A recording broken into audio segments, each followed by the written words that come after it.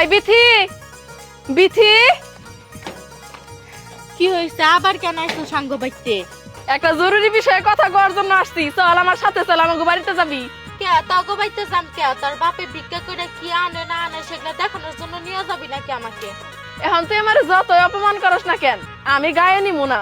আমার বাপে ভিক্ষা করে কি আনলো না আনলো ওইটা দেখানোর জন্য তোরা যাইতে কইতাছি না।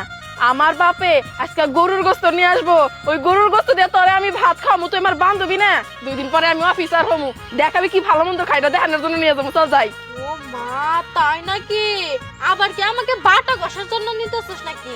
আরে না না, বাটা ঘষা তো আমি কইরাই ফেলাইছি। এখন তুই আমার সাথে যাবি, রান্না করবো আর তুই খাবি। চল চল যাই দেখি। আয়।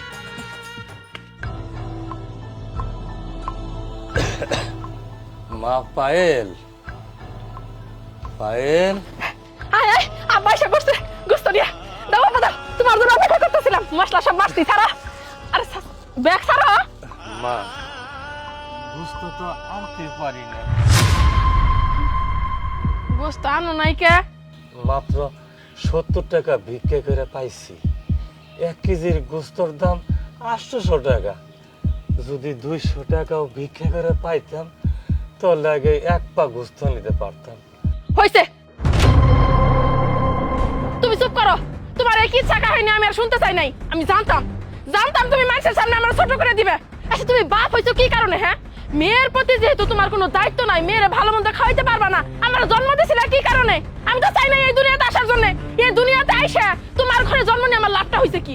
না ভালো মন্দ খাওয়াইতে পারো, না ভালো কিছু পড়াইতে পারো, কোনো কিছুই করতে পারো না। আমার ব্রেনটারও তোমার জন্য নষ্ট হইতাছে। আমি ভিতরে কত বড় মুখ করে কইছিলাম যে আমার বাপ আজকে গোস্ত নিয়ে আসবো, তোরা ভাত খাওয়ামু, যেটার সামনে আমার মান সম্মান থাকবো। বিথি তুই কিছু মনে করিস না, আব্বা আজকে আনতে পারে নাই তো কি হইছে, কালকে আইনা দিবনি, তারপর তোরা আমি রান্না বাড়া করে খাওয়াবো। আর তা যদি না পারে, আর আজ বাদে কাল তো আমি অফিসার হমু, মেলা বড় অফিসার, তখন তুই কত মাংস খাওয়ার বসে আমি দেখমু। একটা হোটেলে নিয়ে তোরে বসাই দিব, ইচ্ছা মতো খাবি, আমি দিব বিল, আমি আমি হ্যাঁ, তোর কথা শুনে না আমার খুব হাসি পাইতাছে। আমি জানতাম এরকম কোনো কিছু হইব, নাহলে তার বাপে ভিক্ষা করে আনবো গরুর মাংস, আর এই গরুর মাংস তুই আমাকে নিয়ে খাবি। এটা না খালি মুখেই কইতে পারবি যে তুই গরুর মাংস খাবি, কিন্তু বাস্তবে আর খাইয়াতে আইতে পারবি না। থাক, তোর সাথে আসাটাই আমার ভুল হইছে। মা আমি তোরে কথা দিলাম, রাগ করিস না। এই রাখো তো তোমার ছায়ের কথা। কিসের কথা দিলে? তুমি তো আমার কথা দিয়ে গেছিলে যে তুমি আজকে আমার গোস্ত খাওয়াবা। আমি মশলা টসলা বাইটা সবকিছু রেডি করে রাখছি, আর তুমি শেষ মুহূর্তে এসে কইতাছো গোস্ত আনো নাই। দরকার নাই, দরকার নাই, তোমার গোস্ত আমি খাবো না। আমি জানি তুমি ভিক্ষা করে খাও, মাইয়ারা তো তুমি গোস্ত খাওয়াইবা সেই সামর্থ্য তোমার নাই।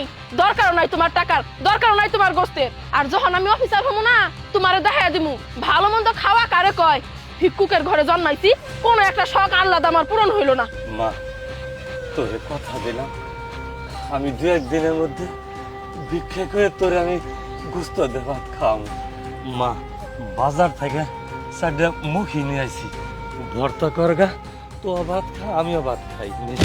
এই মুখি রাইন্দা তুমি এই মুখি ডাকি লগা, আমি কিচ্ছু খাবো না। শোনো, কালকে আমার রেজাল্ট দিব, পরশু দিন থেকে আমি চাকরিতে জয়েন করবো, আমি বড় অফিসার হমু।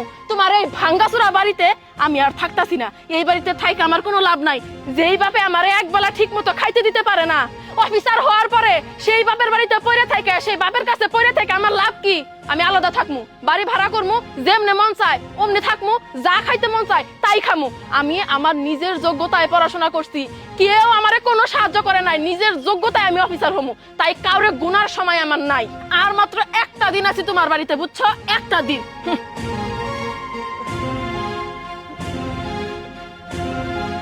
আসলে আমি ব্যর্থ বাবা।